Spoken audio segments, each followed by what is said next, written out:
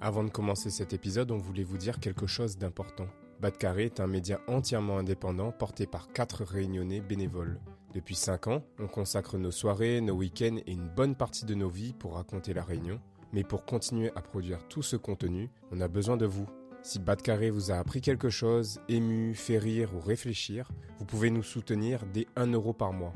Ça peut paraître symbolique, mais pour nous c'est énorme. Ça nous aide à financer le matériel, les logiciels, les monteurs et à garder Batcarré libre et vivant. On compte vraiment sur votre soutien. Le lien pour faire un don est en description. Merci Bonpé la Réunion.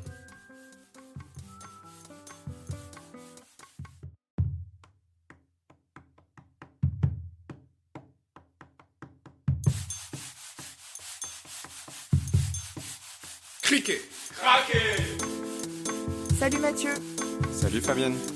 bienvenue dans Batcarré, le podcast qui ouvre le dialogue avec les Réunionnais du monde entier. Alors ici, on reçoit des sportifs, journalistes, chefs cuisiniers, chefs d'entreprise, artistes ou encore youtubeurs, parce que chaque Réunionnais a son histoire à raconter. Ensemble, allons Batcarré. Allons découvrir qui ils sont et comment ils font pour garder en eux la Réunion.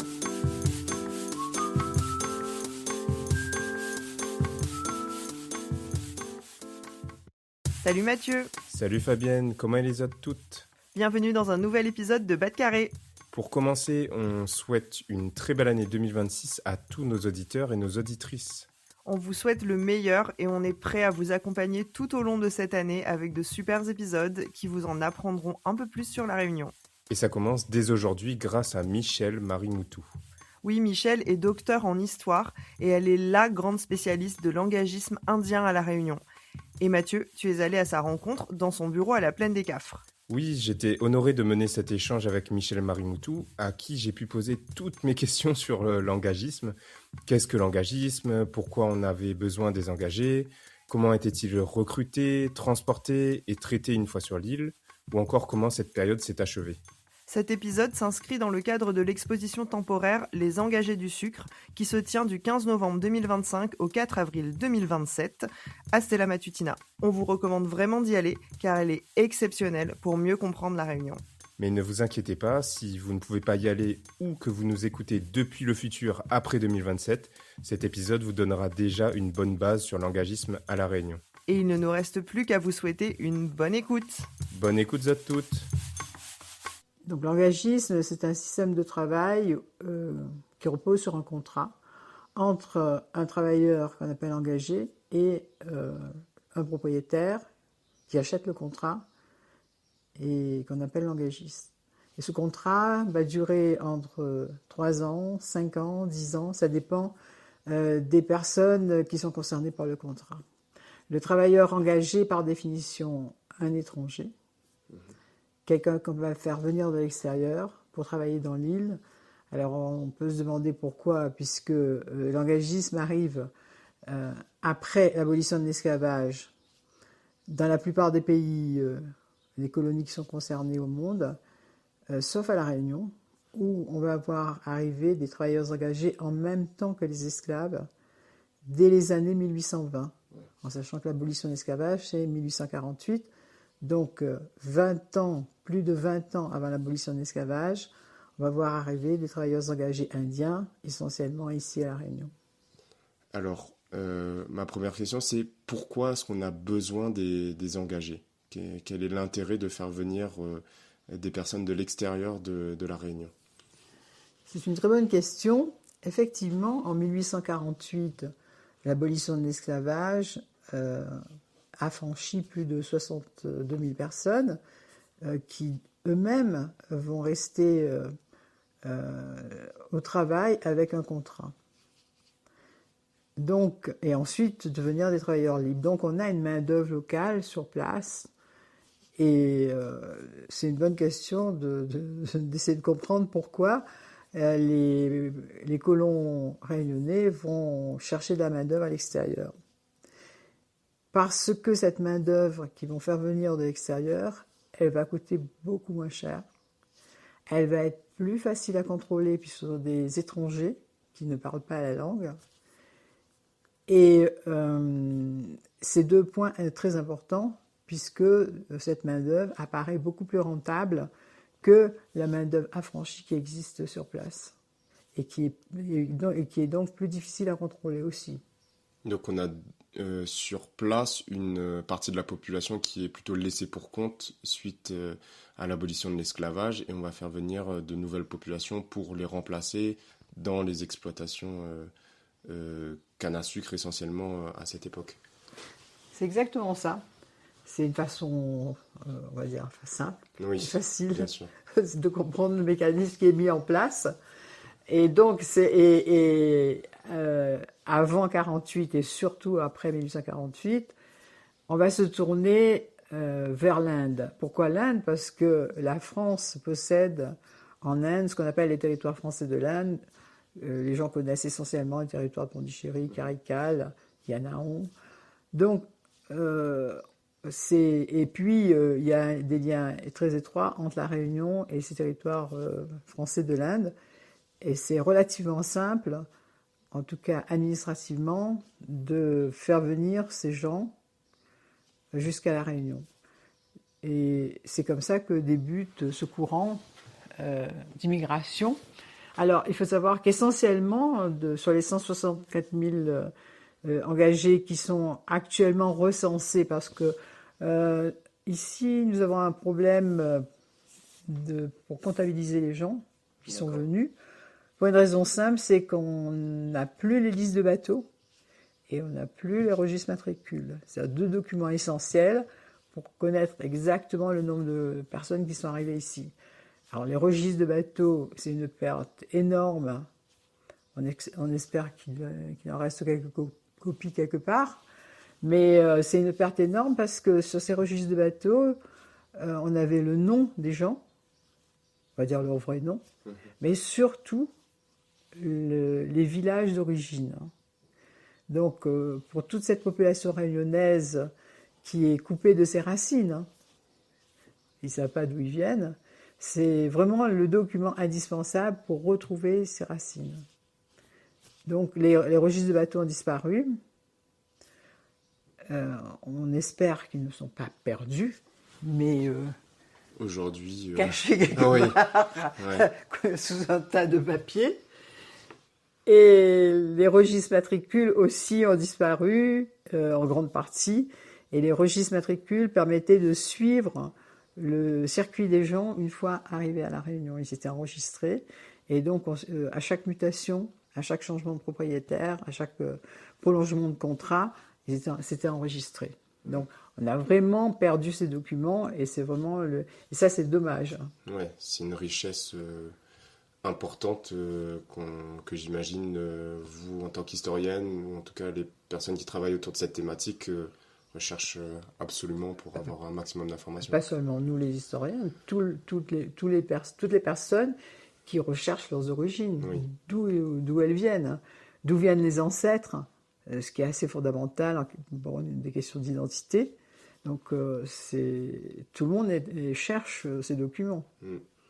Je reviens un peu plus sur l'origine du contrat. On parle de salariat contraint ou bridé parce que l'engagé ne peut pas rompre ce contrat. Alors, ce contrat qui est établi entre un travailleur et un engagiste n'est pas un contrat de droit commun. D'abord, c'est un contrat à durée déterminée qui fixe le salaire, la nourriture, le logement, les vêtements et donne droit au rapatriement et surtout autorise la liberté religieuse. Donc, tous ces engagés vont pouvoir pratiquer leur religion. À une différence près par rapport au pays d'origine, c'est que comme ce sont des travailleurs qui viennent essentiellement pour la canne et le sucre, toutes ces cérémonies vont être regroupées à la fin de la période de la coupe et de la transformation du sucre, c'est-à-dire vers le mois de décembre, fin décembre, début janvier. C'est pour ça qu'ici on voit toutes ces grandes cérémonies, ces grandes processions au même moment, concentrées en fin d'année, début d'année. C'est lié au travail, au calendrier agricole. Mais ils ont la liberté de culte, ce sont des hommes libres, ils peuvent transmettre leur nom, ils peuvent se marier, ils peuvent aller en justice. Bon, c'est des individus libres juridiquement. Mais pourquoi on appelle ça un salariat contraint ou un salariat bridé? Parce que en aucun cas, l'engagé ne peut rompre son contrat. Il est tenu sur la durée du contrat et sur les conditions du contrat, il ne peut pas rompre son contrat. Et aussi ce contrat, imaginons qu'il travaille sur une propriété et que la propriété est vendue. Du coup, il est obligé de changer de propriétaire puisque, en fait, son contrat est attaché à cette terre. D'accord. En réalité, il est attaché à la terre. D'accord. Donc c'est ce côté, comment dire, ce manque de liberté pour l'engager sur ce contrat qui fait qu'on appelle ça un salariat bridé ou un salariat contraint. Et est-ce qu'on sait à l'origine comment est-ce que ce contrat, toutes ces conditions ont été pensées? Est-ce que ça s'est fait organiquement, un premier propriétaire qui émet un contrat? Est-ce qu'il y a eu un regroupement de propriétaires pour discuter? Ah, il faudrait que ce soit comme ça. D'abord, l'engagiste, c'est un phénomène mondial. Nous, on est en train de parler de la Réunion. Oui.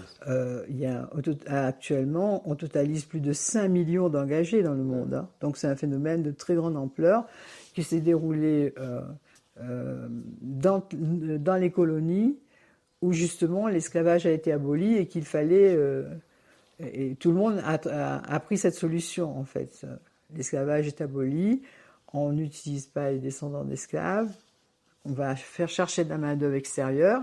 Et donc, c'est comment dire, c'est un énorme mouvement de population. 5 millions, c'est le chiffre actuel. Ce sont des chiffres qui sont en pleine évolution à chaque fois qu'on trouve des documents dans tous les pays.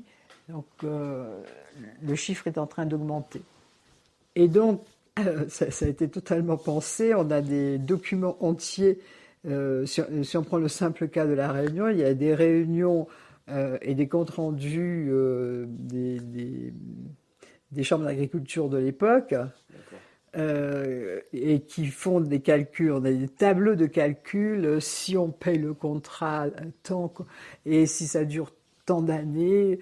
Et ensuite en payant tel salaire, etc., à quel moment, quelle est la durée idéale pour rentrer dans les frais? On a des calculs pour dire qu'en utilisant tant d'engagés sur tant d'années, ça va revenir moitié moins cher que de continuer à utiliser une main-d'œuvre affranchie. Ah non, c'est un système qui a été pensé au niveau mondial et on voit bien dans les documents de la Chambre d'agriculture de l'époque à La Réunion, tous les calculs, des pages entières de calculs pour déterminer la rentabilité de cette affaire. Parce qu'on est là dans un système marchand et donc il s'agit bien de rentabiliser la production sucrière. Et avec un coût de main-d'œuvre le plus faible possible. Bien sûr. Parce qu'on est aussi dans une économie qui est mondialisée sur cette ressource de la canne, donc du coup... Dans le monde, il ne s'agissait pas seulement de la canne, hein. Il s'agissait aussi d'autres productions commerciales. Ça peut être de l'EVA, ça peut être le thé, ça peut être aussi, dans d'autres régions du monde, la construction des infrastructures. D'accord. Donc, mais c'est le nouveau système de main-d'œuvre qui est utilisé et il est pensé mondialement. Ok. Et toujours sur ce contrat, en lisant du coup des éléments sur l'exposition à Stella, j'ai appris qu'il y avait des engagés qui étaient volontaires, mais il y avait aussi des engagés forcés. Alors, ça dépend d'où viennent les engagés. Comme je l'ai dit, la majorité des engagés qui sont venus à La Réunion, plus de 70% sont des Indiens. Donc, ça, c'est la définition classique de l'engagé, c'est-à-dire un homme libre ou une femme libre, qui signe volontairement dans le port de départ un contrat, lequel contrat, après avoir traversé l'océan, sera cédé à un engagiste pour une durée déterminée. Vu du pays dans lequel on signe le contrat, du pays de départ, ces gens qui sont généralement dans des conditions économiques difficiles, suite à des phénomènes cycloniques, de catastrophes naturelles, des famines, ou même la guerre. Ouais. Donc, c'est une opportunité, surtout qu'on leur donne le droit de revenir gratuitement. C'est une opportunité d'aller s'enrichir quelque part et de revenir dans des conditions confortables chez soi. Ça, c'est le cas, par exemple, des Indiens, pour la majorité des Indiens.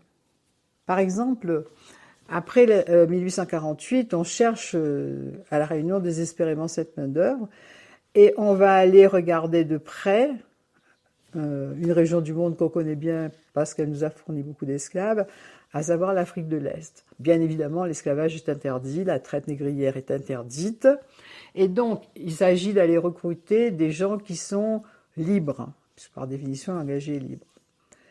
Et on va s'adresser cette fois-ci, on va s'adresser au même circuit de la traite négrière, et on va voir arriver à La Réunion, pendant cette période des années 1850, des individus qui sont en fait des esclaves, qui ont été libérés.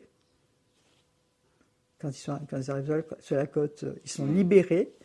Et à ce moment-là, ils signent un contrat d'engagement et ils arrivent à La Réunion. Donc, quand ils arrivent à La Réunion, ils ont le statut d'homme libre, le statut d'engagé, avec des contrats qui sont très longs, qui peuvent arriver jusqu'à 10 ans. Mais au départ, ce sont des gens qui ont été capturés et qui ont été libérés. Donc là, on n'est pas dans la notion vraiment de liberté telle qu'on l'entend, ni de consentement, est-ce qu'il y a consentement réellement ou pas. C'est ce qu'on appelle, c'est cette partie qui concerne l'engagisme africain, qui sont pendant toute cette période des années 50 jusqu'à peu près début des années 60, il y a 30 000 personnes qui vont arriver comme ça à La Réunion, qui arrivent pas seulement sous le nom d'Africains, de Cafres, mais aussi comme Malgaches ou comme Comoriens, pour une raison simple, c'est qu'on va les transporter de la côte d'Afrique vers Madagascar ou vers les Comores, Mayotte en particulier, et ensuite à partir de là, les renommer et les ramener ici. D'accord. Ça, clairement, ce ne sont pas des gens qui sont libres pour venir ici. Oui. Il y a aussi d'autres cas. Par exemple, les Vietnamiens qui sont arrivés ici au XIXe siècle, ce sont pour la plupart des prisonniers de guerre qu'on a envoyés ici et qu'on a transformés en engagés, qui ont été ensuite rapatriés. Ok, donc là on est du temps de l'Indochine. Oui, c'est pendant la guerre d'Indochine, c'est ça. Ok. Donc il y a plusieurs formes ça regroupe des statuts différents pour les gens qui arrivent ici. Oui, donc chaque lieu d'origine va avoir ça ou ses situations sa spécificité. Ok. Et vous nous avez dit que donc il signe un contrat qui peut être de 3 ans ou plus. Et dans les termes du contrat, il y a le rapatriement. Est-ce que c'est quelque chose qui était réellement fait ou pas du tout? Les gens qui sont arrivés, les Indiens par exemple, qui sont arrivés au XIXe siècle, ont eu beaucoup de soucis pour rentrer chez eux à la fin de leur contrat. Parce que pour faire venir cette masse de population, on a construit des bateaux qui étaient spécialement aménagés pour ce transport d'engagés. Et pour repartir, il fallait, si le groupe n'était pas très nombreux, donc ils pouvaient repartir, mais en fait, pour faire repartir ces gens-là, il fallait qu'ils atteignent qu'ils soient un certain nombre pour pouvoir affréter le navire de retour. Alors, ce qui se passe, c'est que les engagistes ne veulent pas voir repartir cette population, on est d'accord. Ils ont formé pendant 5 ans des travailleurs, ils vont tout faire pour garder les gens sur place. Et quand les gens veulent repartir, ils se rendent à Saint-Denis au dépôt, attendent qu'il y ait un navire de retour pour pouvoir repartir chez eux. Pour les Indiens, c'est très compliqué parce que bien souvent, le retour n'est pas organisé, donc ils attendent au dépôt. Et quand, au bout d'un certain temps, il n'y a toujours pas de navire, ils repartent s'engager. Il ne peut pas rester indéfiniment dans le dépôt, ils repartent s'engager. Ça, c'est pour le 19e siècle, le retour est assez compliqué pour les gens. Alors, ceci dit, on estime qu'il y a à peu près quand même un quart des Indiens qui sont rentrés chez eux. Pas souvent en bon état, puisqu'ils ils sont venus travailler ici, et le travail de la canne, c'est pas le travail très facile, hein, donc qui se fait à l'extérieur. Même le travail, la fabrication du sucre, c'est aussi quelque chose de complexe et de difficile physiquement. Donc ces gens-là vont repartir. Donc une partie de cette population repart dans le pays d'origine. Mais quand même, tout est fait pour qu'ils restent ici. D'accord, ok. On a, dans la globalité sur l'engagisme, maintenant j'aimerais qu'on entre un peu rubrique par rubrique. Je me suis toujours posé des questions sur le recrutement, de comment est-ce que ça se passait concrètement. Je me dis qu'on est à une époque où l'information circule plus difficilement qu'aujourd'hui, ça c'est sûr. Et quand on sait que... Et j'aimerais que peut-être on se concentre plutôt sur l'Inde pour avoir vraiment le cas majoritaire à La Réunion. Donc, comment est-ce que des gens en Inde sont au courant qu'une île dont j'imagine ils ne connaissaient pas l'existence avant cherche à recruter? Comment ça se passe cette partie-là? Il faut savoir que les Indiens sont recrutés pour toutes les colonies britanniques. Hein. La grande partie de l'Inde fait partie de l'Empire britannique. Donc les mouvements, il y a des allers-retours qui sont plus faciles entre Maurice par exemple et l'Inde qu'entre la Réunion et l'Inde, puisque la Réunion est française. Donc c'est moins facile. Donc, au départ, il y a toute une organisation qui se met en place parce que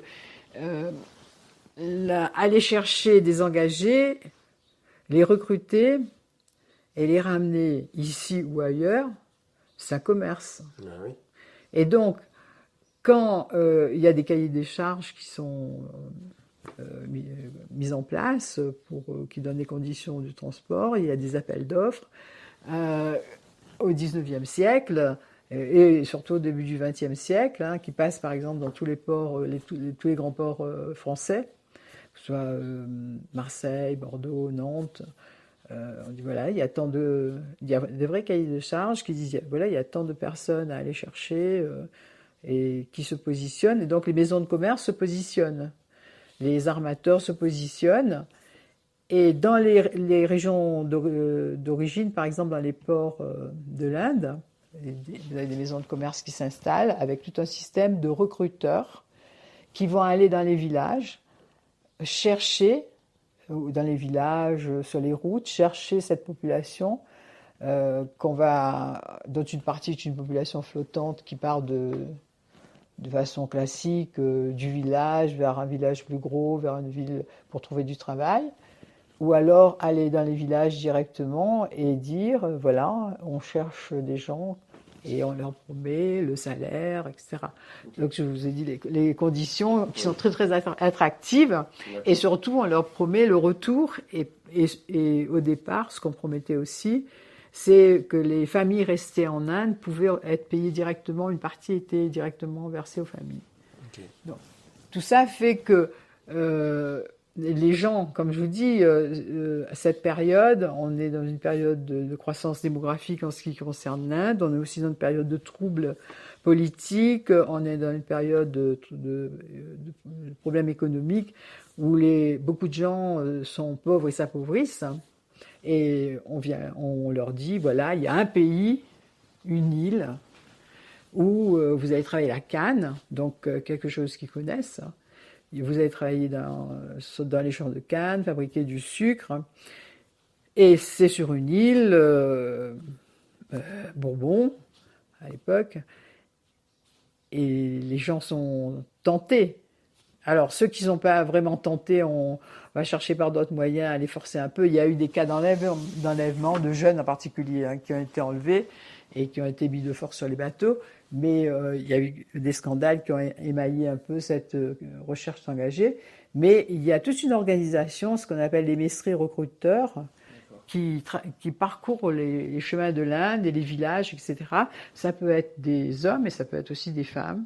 Ça peut être aussi des gens qui sont déjà allés dans les autres colonies, que ce soit la Guadeloupe, la Martinique ou même la Réunion, ou dans d'autres colonies britanniques, et qui reviennent eux-mêmes faire du recrutement pour ces îles. Parce que les recruteurs sont payés. Les recruteurs sont payés, donc à chaque fois qu'ils ramènent quelqu'un jusqu'au port, jusqu'à la maison de commerce qui va l'enregistrer, jusqu'à l'administration qui va l'enregistrer, donc ils touchent une commission. Ouais. D'accord. C'est un vrai commerce. Ouais. Et si on parle de vrai commerce, j'imagine qu'il y a un cahier des charges aussi sur la typologie de population qui est recherchée. On voit qu'il y a majoritairement des hommes qui viennent. Est-ce que ça, c'est volontaire, j'imagine? Alors ça, c'est caractéristique des colonies françaises. Si on compare par rapport à Maurice, ici à La Réunion, ce qu'on veut, c'est des gens qui viennent cultiver la terre, donc des jeunes hommes. Effectivement, dans le cahier des charges, on dit de tel âge à tel âge. On ne veut pas des trop vieux, on ne veut pas des petits. Mais quand les familles arrivent, on prend la famille. Il y a des familles qui arrivent avec des bébés. Il y a des bébés qui naissent sur le bateau ou au lazaret d'ailleurs. Hein. Donc, mais la majorité de ceux qui arrivent, ce sont des jeunes hommes et un certain nombre de femmes. Très peu de femmes, mais des femmes également. Et comme j'ai dit, des familles aussi. Et il y a un contrôle sanitaire au départ. Avant de signer le contrat au départ, il y a un contrôle sanitaire pour vérifier que ces gens-là sont aptes au travail et qu'ils ne sont pas trop malades. Alors, aptes au travail, ça n'a pas du tout la même signification que pour nous aujourd'hui, parce qu'on est dans une période où les gens sont constamment, quelles que soient les régions d'ailleurs, hein, les paysans sont constamment, on va dire, sous-alimentés. Donc, ça n'a rien à voir avec notre définition de apte au travail. Hein. Donc on vérifie juste qu'ils ne sont pas handicapés et qu'ils sont capables de résister à un travail physique. Au voyage aussi, j'imagine. Et au voyage. Et ensuite, quand ils arrivent ici au lazaret, il y a un deuxième contrôle pour vérifier. Alors, le deuxième contrôle au lazaret à l'arrivée, c'est pour vérifier qu'ils n'apportent pas de maladies contagieuses, si vous protégez l'île, et aussi pour vérifier, après le lazaret, ils vont aller dans des dépôts où on va vérifier leur aptitude au travail. D'accord. C'est-à-dire, est-ce que physiquement, ils sont capables d'aller faire ces durs travaux des champs quand même. Donc, il y a tout un système de recrutement, donc, comme j'ai expliqué, et puis il y a toute une organisation de transport, parce que pour transporter tous ces gens-là, au départ, on les transportait dans des... C'est les anciens bateaux de la traite négrière qui ont été reconvertis. Puis finalement, on a construit des bateaux spécialisés dans le transport des engagés, avec des règles très strictes, ce qui n'empêche pas des problèmes pendant le transport. Et le transport aussi a un coût. Donc les armateurs qui mettent leurs bateaux à disposition, enfin qui vont faire le transport des engagés, c'est un commerce très lucratif, ça rapporte beaucoup d'argent. Hein. D'accord. Est-ce que cette évolution de bateaux et de conditions de transport, c'est dû à des pertes du coup, c'est une vision comptable et de rentabilité qui a poussé ça? Est-ce que c'est le développement technologique des bateaux? Les deux. Okay. Il y a une vision comptable parce qu'il ne s'agit pas de perdre en route trop de personnes qu'on a déjà payées. On les a payées, on leur a donné une avance, on a payé le recruteur, on a payé une avance, on paye le bateau. Donc il ne s'agit pas de perdre, qu'il y ait trop de pertes. Et puis il y a une évolution technologique puisqu'on va passer des bateaux à voile aux bateaux à vapeur. Par exemple, les Chinois qui sont arrivés en 1901, il y en avait 800 sur le bateau. C'est des gros bateaux à vapeur, 800 d'un coup. Donc c'est vraiment... ça n'a rien à voir avec les bateaux à voile du début. Ouais. Et en termes de... Si on repense au tout début de l'engagisme avec les Indiens, c'est combien de temps de transport? Est-ce qu'il y a des des arrêts sur le chemin? Non. Enfin, pour l'Inde, oui et non. Oui, dans la mesure où le bateau soit il recrute à partir de Calcutta, et ça va être arrêté très vite, soit il recrute à partir de Yanaon, et donc le bateau fait Calcutta, Yanaon, Pondichéry, Karikal, voilà, descend la côte avant D'accord, oui. Recrute Continue tout son le long, recrutement. continue son recrutement tout le long de la côte, et ensuite fait une liaison directe jusqu'à La Réunion. Yanaon, c'est l'actuel Andhra Pradesh, Ouais, c'est ça? Ok. Et qu'est-ce qu'ils pouvaient emporter sur le bateau? Est-ce qu'ils avaient des possessions qu'ils pouvaient prendre? Et deuxième question, c'est est-ce qu'ils pouvaient partir en famille ou est-ce que c'était des personnes seules qui partaient? Ce qu'ils peuvent prendre sur le bateau, c'est effectivement leurs affaires personnelles, hein. Les gens sont venus, entre autres, leurs outils, s'ils avaient des outils, s'ils ont été recrutés, c'est des ouvriers agricoles qui ont été recrutés dans la campagne, ils avaient le droit de venir avec leurs outils. Ils ont leurs affaires personnelles avec eux. Alors c'est évidemment très léger comme équipement, mais ils arrivent avec leurs plats, leurs vins. Il y en a qui sont arrivés avec leurs plats, le plat dans lequel ils mangent. Hein. Ils sont arrivés avec quelques possessions, ils sont arrivés avec des instruments de musique, parce qu'il y a des musiciens qui sont venus. Il y a ce qu'on appelle les varsiales, c'est-à-dire des gens, ceux qui dirigent le bal tamoul, qui est du théâtre dansé, donc ils viennent avec leurs livres. Et bref, ils ont avec eux leurs possessions, leurs quelques possessions, et puis ils viennent aussi, quand c'est possible, avec des représentations de leur divinité. Et bien ça, c'est des espaces, enfin, c'est pas une valise, hein, c'est un baluchon qu'ils ont avec eux, mais ils ont le droit d'apporter ça avec eux, sauf qu'en arrivant ici au lazaret, si sur le bateau il y a une maladie épidémique qui s'est déclenchée, qui est apparue comme, mettons le choléra, hein, qui était vraiment craint à l'époque, arrive au lazaret, on brûle tout. Hein. Ah oui. Ah oui, si le bateau est contaminé, et donc pour éviter, parce qu'on ne sait pas trop comment on soigne ces maladies, à l'époque on ne connaît pas du tout l'origine des maladies, donc ces possessions-là peuvent être brûlées à l'arrivée, sinon ils vont les garder. D'accord. Et du coup, est-ce qu'ils voyageaient en famille? Est-ce que c'était des individus seuls? La majorité des gens qui ont été recrutés sont comme je vous dis, des jeunes hommes. Et ça peut être des groupes d'hommes. On a vu dans les histoires de famille, les histoires familiales, on sait qu'il y a des groupes de jeunes hommes, amis, qui ont dit, bon, allez, on va y aller, on va voir ce que c'est. Après, il peut y avoir des groupes de villageois aussi. Hein. Quand le recruteur arrive dans le village, tous les jeunes du village peuvent être intéressés. Et il y a aussi effectivement des familles qui sont arrivées, donc des familles entières qui sont arrivées ici. Et en théorie, on n'avait pas le droit de les séparer. Donc, femmes et enfants. Et comme je vous dis, il y a des enfants qui sont nés sur le bateau. Il y en a qui sont nés au lazaret. Donc, il peut y avoir des familles. Il peut y avoir des familles. On va parler maintenant de l'arrivée du lazaret. Ce système de quarantaine, il existait déjà avant l'engagisme? Absolument. Les esclaves qui sont arrivés à La Réunion passaient par des lazarets dédiés en cas de maladie. Qui existait, il y en avait dans le lit de la rivière des Galets. À l'emplacement de la grande maison de Savannah, à Saint-Paul, c'était un lazaret destiné aux esclaves. Le lazaret, c'est comment dire, une étape, le lieu qui a été mis en place pour lutter contre les maladies épidémiques. Oui. Ça existe absolument dans le monde entier. En Europe, ça s'est développé au moment de la peste noire, au XVe siècle. Et ça sur toutes les routes entre l'Orient et l'Occident.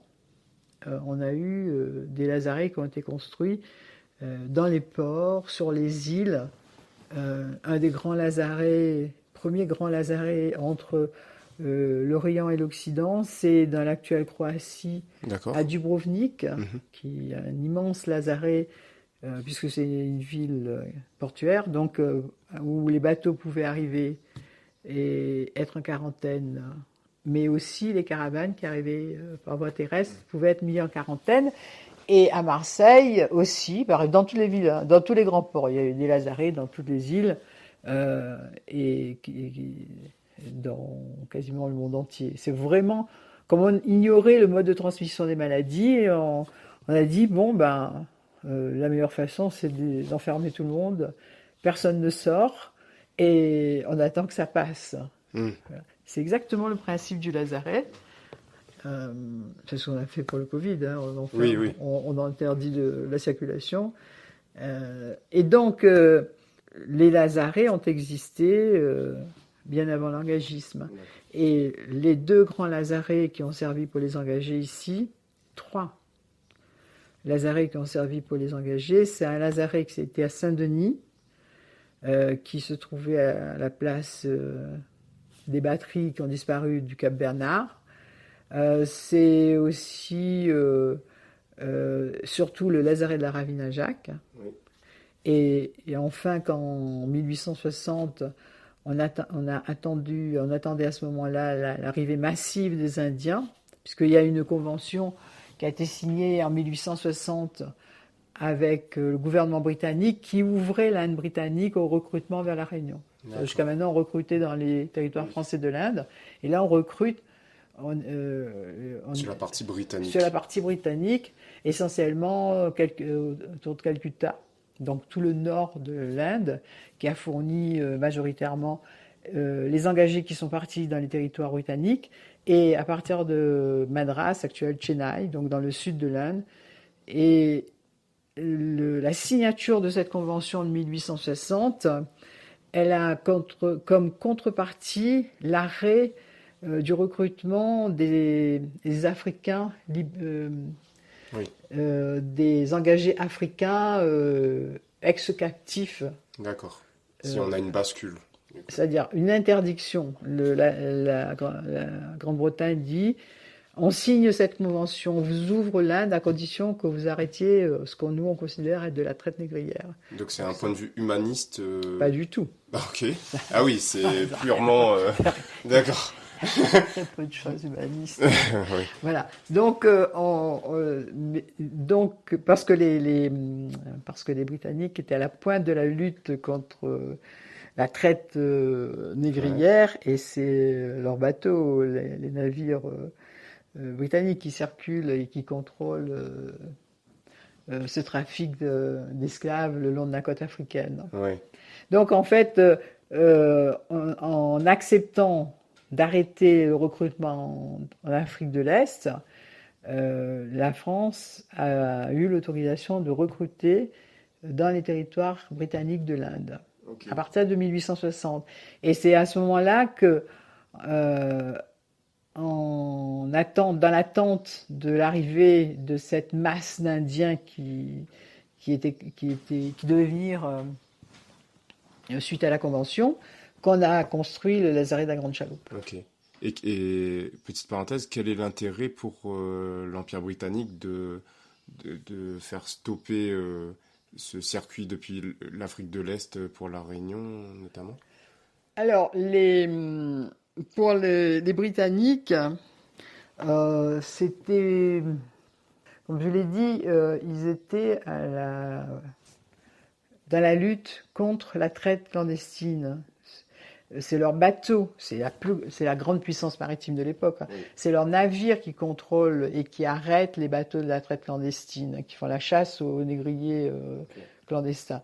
Donc ça rentre dans leur politique, dans leur philosophie et dans leur politique. Et ensuite, pourquoi est-ce qu'ils autorisent la venue, ils autorisent la France à aller chercher les engagés dans leur territoire? Parce que de ce fait, ils prennent aussi le contrôle de l'engagisme et ils étendent leur contrôle sur l'océan Indien. C'est-à-dire désormais, les textes qui vont régler le recrutement, le transport des engagés vers les colonies françaises, sont des textes, il y a un contrôle britannique sur, sur cette partie, sur tout ce transport, ce recrutement. Ils contrôlent la source, donc en fait. Ils contrôlent la source, mais ils vont contrôler aussi l'aménagement des bateaux, ils vont contrôler... Bref, ils étendent leur influence. On est là dans une lutte d'influence. Ça fait partie des relations, des luttes d'influence qu'il y a entre la France et la Grande-Bretagne à cette époque. Et donc là, l'engagisme, à partir de 1860, sur ces Indiens qui sont des sujets britanniques, par exemple, la Grande-Bretagne demande à ce qu'il y ait un consul britannique dans l'île qui, lui, est chargé de recevoir les plaintes des sujets britanniques. Oui. Et c'est tellement considéré localement comme une ingérence étrangère que les colons ne vont jamais autoriser ce consul à venir sur leur propriété vérifier par eux-mêmes ce qui se passe. Oui. Et d'ailleurs, c'est ça qui, comme les plaintes remontent jusqu'au consul britannique et que ça porte sur le non-paiement des salaires, mais pendant des années, des salaires qui ne sont pas payés, sur des problèmes sur les engagements les réengagements qui sont forcés, ça porte sur les violences physiques, ça porte sur des durées de travail très longues. Le consul britannique va demander qu'on fasse venir ici une commission d'enquête mixte franco-britannique pour voir la situation de ces Indiens.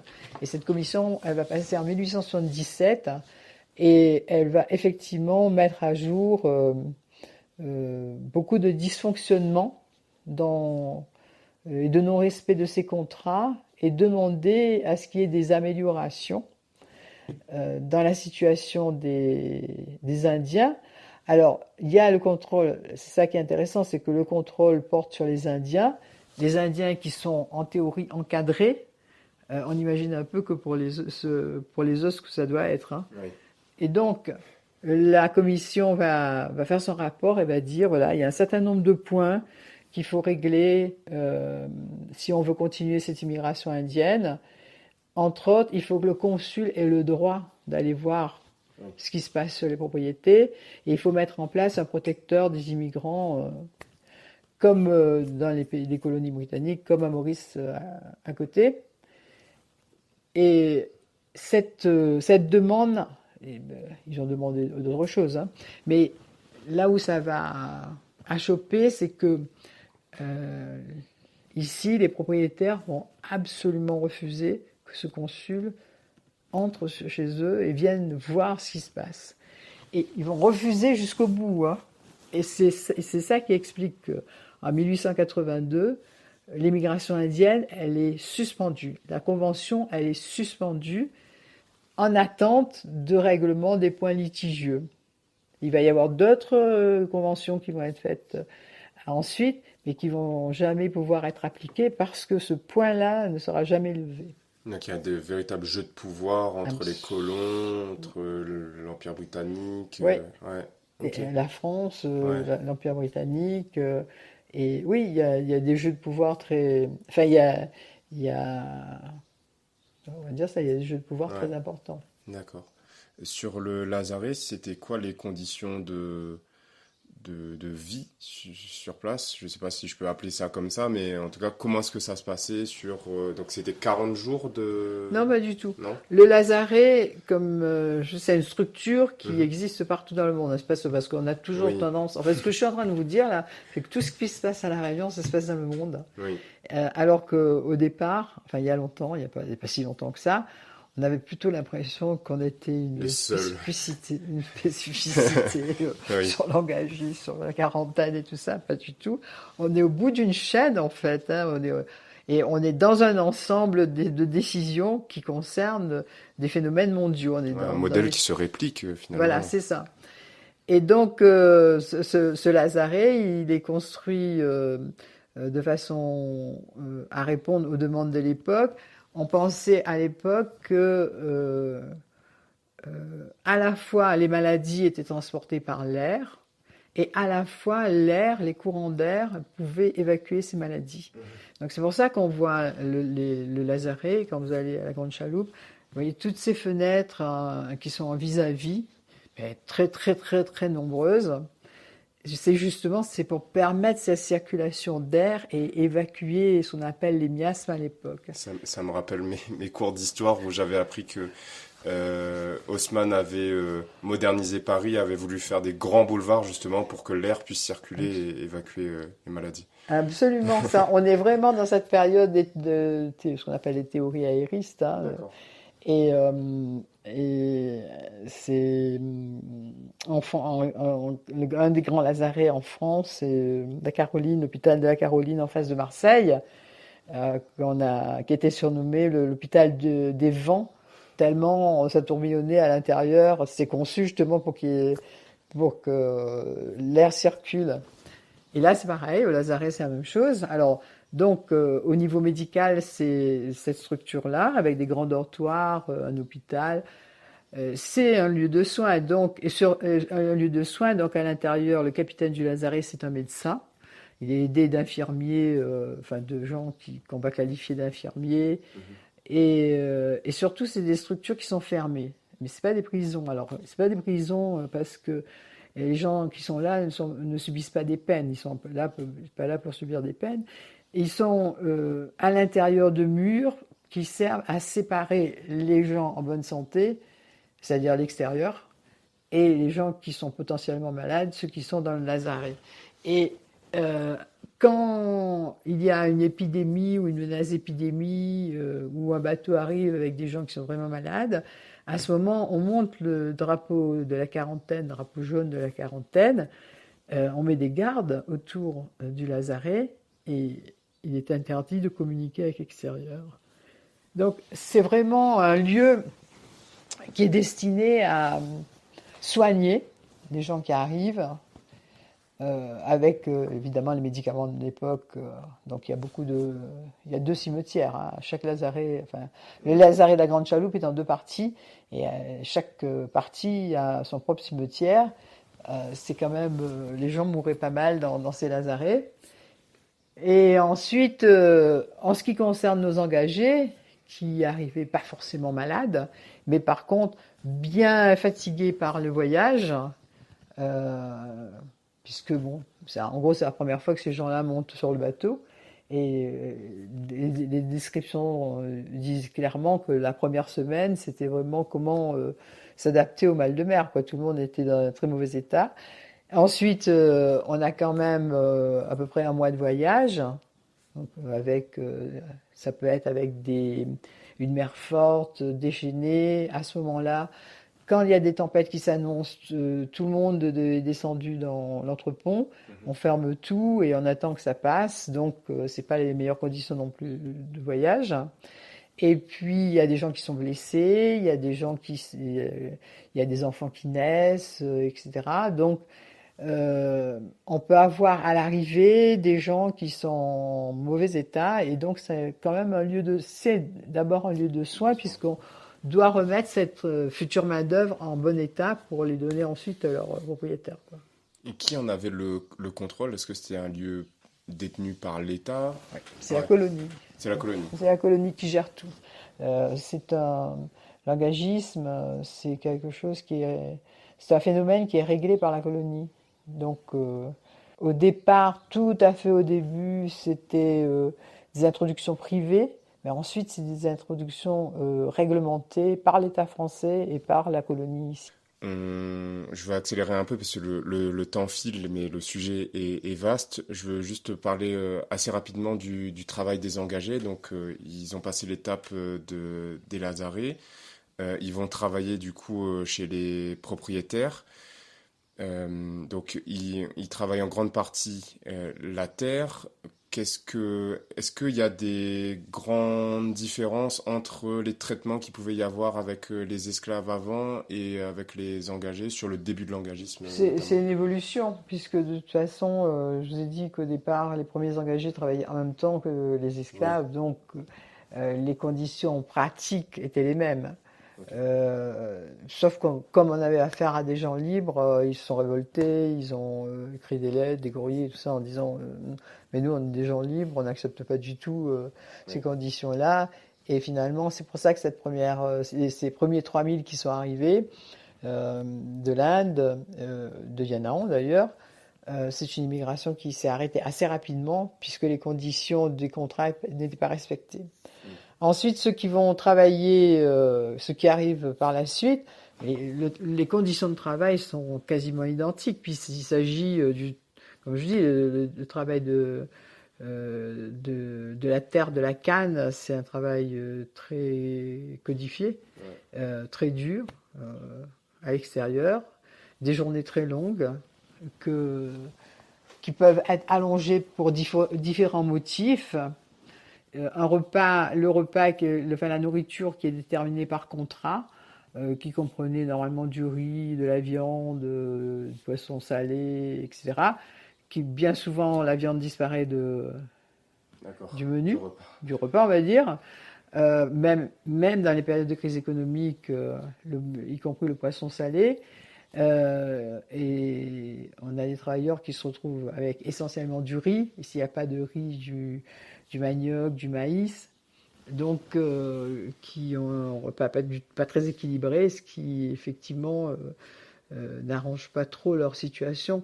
Alors certains élèvent des animaux dans le camp et puis revendent, mais bon, on va dire que leurs conditions au départ, puisqu'ils vont occuper les mêmes camps que les esclaves, les conditions de départ sont les conditions pratiques, conditions de travail, sont proches de celles des esclaves. Ce qui change, comme je vous l'ai dit, totalement, mais ça c'est... Et on le voit aujourd'hui dans la population de la Réunion, tous ceux qui portent des noms non européens, à part la dernière vague de commerçants chinois et de commerçants gujarati qui sont venus, mais tous les autres qui portent des noms non européens descendent de ces engagés. Ils ont transmis leur nom, ils ont transmis leur culture, ils ont transmis leur religion, ils ont transmis leurs valeurs. C'est vraiment la grande, grande différence.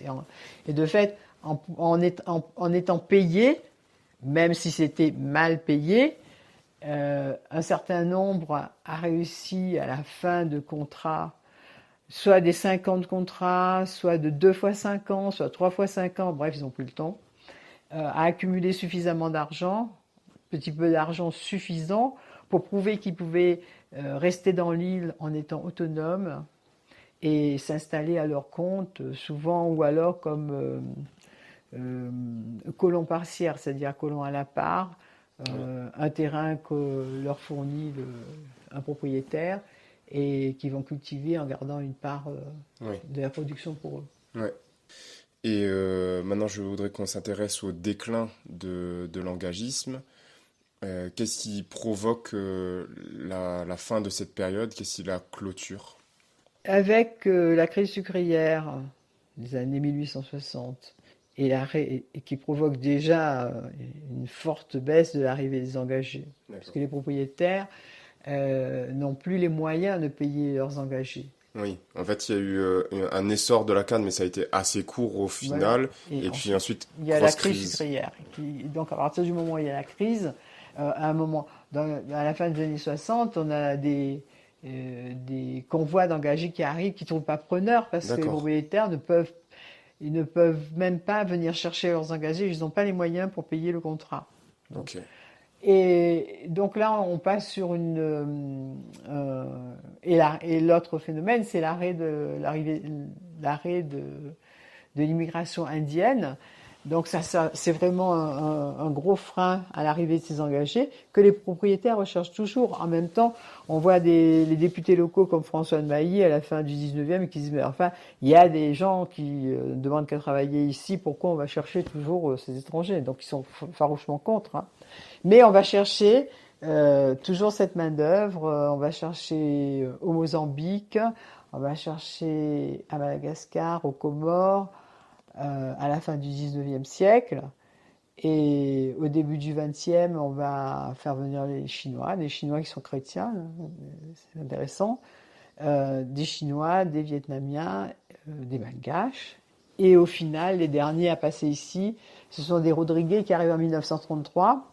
Eux, ils vont arriver et ils vont pas rester très très longtemps parce qu'ils vont très vite dire que les conditions qu'on leur a fait miroiter à Rodrigue et celles qu'ils voient ici sont pas du tout les mêmes et ils vont demander à repartir. Voilà. C'est comme ça que ça se termine et avec de moins en moins d'arrivées, même si on cherche désespérément, la Chambre d'agriculture, le président de la Chambre d'agriculture cherche désespérément de gens pour venir travailler, de moins en moins de travailleurs étrangers qui arrivent parce que les conditions sont à La Réunion ne sont pas optimales pour ces gens-là. Hein. Donc, c'est complètement différent de ce qui se passe à Maurice. À Maurice, par exemple, ils vont faire venir des familles indiennes. Ouais. Et pour que les gens s'installent participent au développement économique de l'île, tout en sachant que il y a eu aussi des gros problèmes. Hein. Enfin, l'engagisme partout, c'est une exploitation des gens. Et donc, avec un objectif, c'est de gagner le plus d'argent possible en en dépensant le moins. Ouais. Voilà. Okay. Donc, à partir de là...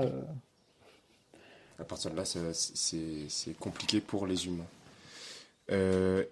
Merci beaucoup. On a 3 petites questions de fin qu'on pose à chaque fois. Première question, est-ce que vous avez une expression créole que vous aimez bien et que vous souhaiteriez partager à nos auditeurs? Je trouve que dire pas capable est mort sans essayer, c'est pas mal ça comme expression. Ça permet de... Oui, c'est ça. Ça, c'est une expression, quand quelqu'un me dit « Ah, mais je sais pas si je peux faire, si j'y vais... » Ouais, l'expression c'est pas capable est mort sans essayer. C'est-à-dire, si t'essayes pas, tu sauras jamais, quoi. Si... Ben, voilà, tu seras dans le doute permanent, et ça, je trouve que c'est une belle expression. Ouais. Ça pousse les gens à agir quand même. Ouais, hein. Totalement. La deuxième question, c'est est-ce qu'il y a un Réunionnais ou une Réunionnaise qu'on devrait tous connaître? Alors moi, j'ai travaillé. On va dire, j'ai sorti du néant une dame qui est la première institutrice chinoise, pas institutrice de couleur. Alors c'est une dame c'est une jeune fille qui est née à la fin du 19e siècle à La Réunion, d'un père qui est arrivé de Chine comme commis, et d'une mère qui a épousé une femme créole de La Réunion. Et donc il a eu des enfants donc c'est un couple qui a eu des enfants, pas beaucoup d'ailleurs, dont cette fille qui s'appelle Marie-Aline. Et cette jeune fille, contrairement aux jeunes femmes chinoises de l'époque, elle a été éduquée par ses parents. C'est-à-dire son père l'a envoyée à l'école. Ce qui était assez exceptionnel à une époque où les femmes chinoises étaient plutôt dans la boutique. Hein. Donc l'a envoyée à l'école. Et au début du XXe siècle, elle a eu son brevet. Donc elle était en capacité d'aller enseigner. Elle a poussé ça plus loin. Je suppose que parce qu'elle était métissée, on est toujours en train d'essayer de prouver un peu plus, obligée. Donc elle a passé son CAP d'aptitude, et elle a été enseignante, elle est devenue donc institutrice titulaire, directrice d'école. Dans quel coin de l'île? À Sainte-Suzanne, dans les Hauts-de-Sainte-Suzanne à Bagatelle. Et à l'époque, la directrice c'était notable. Hein. Donc, elle avait une maison de fonction, une femme de ménage, etc. Hein. Donc, voilà. On a retrouvé son dossier, quand je travaillais sur elle, j'ai retrouvé son dossier dans sa famille, et avec des éloges de toute sa hiérarchie, parce que c'était vraiment quelqu'un qui était impliqué dans ce qu'elle faisait, et qui brutalement a vu sa carrière s'arrêter en 1940, quand la France est devenue pétainiste, que l'État français s'est mis en place, et qu'on a mis à la retraite directement, parce qu'elle n'était pas française de naissance. Parce qu'elle a été C'était la loi à l'époque, fille d'un Chinois qui arrivait de Chine. Elle a pu être naturalisée à l'âge de 21 ans, elle a demandé la nationalité française. Elle a eu une éducation française. Elle a été naturalisée, mais parce qu'elle n'était pas française de naissance, elle s'est fait mettre à la retraite directement de l'éducation nationale, avec une retraite misérable par rapport à son salaire. Et puis en plus, elle était sous le coup aussi de la loi qui renvoyait les femmes dans leur foyer, donc tout pour plaire. Parce qu'on a toujours l'impression que les lois de Pétain ne se sont pas appliquées ici, mais si, se sont bien appliquées, et elle n'était pas la seule victime. Et donc, en 1942, quand le Léopard arrive, donc, elle retrouve très rapidement son poste, et on a retrouvé son journal de l'école où elle travaillait, et c'est elle qui recommence ce journal et qui met dessus absente pour des raisons personnelles. C'est tout. C'est-à-dire que si j'avais pas creusé un petit peu, trouvé, essayé de comprendre ce qui s'était passé, etc., elle a jamais dit ça. Elle n'a jamais communiqué là-dessus du tout.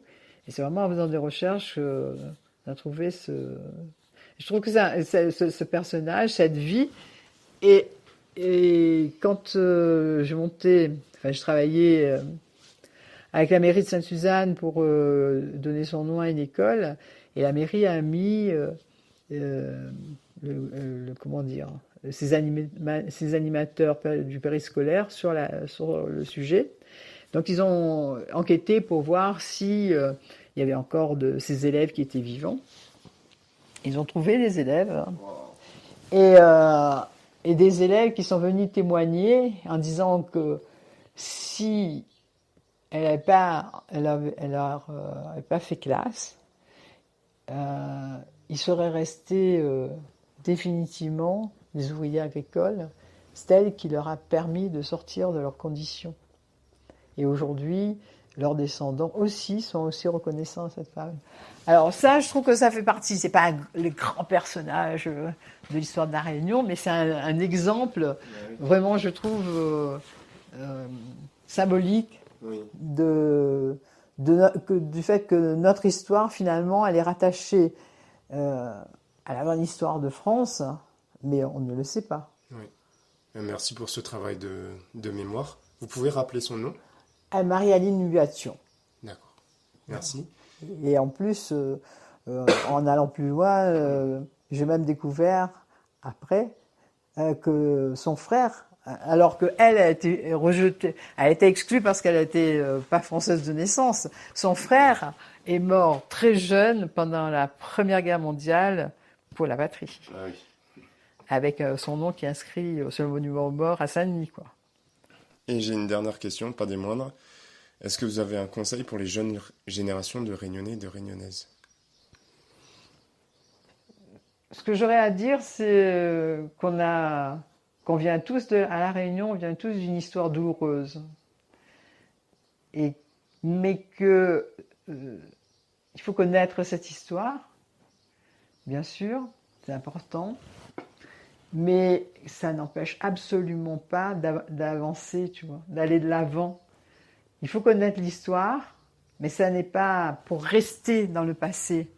C'est pour dire, mais rien que pour faire honneur à tous ces gens qui ont beaucoup souffert, qui ont quitté leur pays, qui se sont exilés, et c'est grâce à eux qu'on est là. C'est juste leur rendre hommage. C'est pas seulement être dans la douleur du souvenir, c'est montrer qu'on peut aller de l'avant le plus loin possible, avoir des grandes ambitions, aller le plus loin possible, c'est ça leur rendre hommage. C'est mon point de vue. C'est ce que je dirais aux jeunes. Merci infiniment Michel pour votre temps aujourd'hui, pour votre travail et votre partage. Donc je rappelle l'exposition Les Engagés du Sucre au musée Stella Matutina qui se tient du 15 novembre 2025 au 4 avril 2027. Et sur ce, du coup, on peut clôturer cet épisode. Merci beaucoup. Merci à vous aussi. On espère que cet épisode vous a plu. Pour nous aider à trouver des invités toujours plus extraordinaires, laissez-nous une note sur Apple Podcast. 5 étoiles de préférence. Et pour ne manquer aucun épisode, suivez-nous sur Instagram à @bat_kare. Un grand merci pour votre écoute et on se retrouve dans 2 semaines pour un prochain épisode. Allez, on la retrouve ?